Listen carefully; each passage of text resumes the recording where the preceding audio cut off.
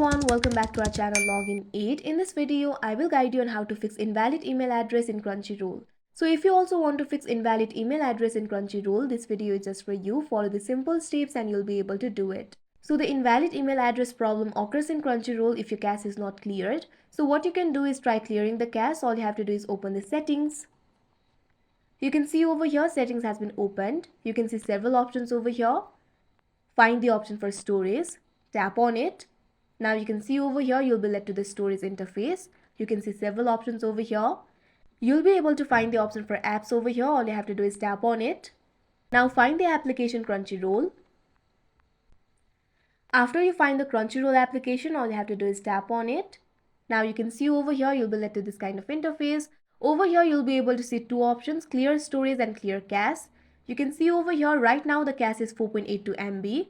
If you want to clear the cache, all you have to do is tap on the option clear cache. Now you can see over here the cache has been cleared.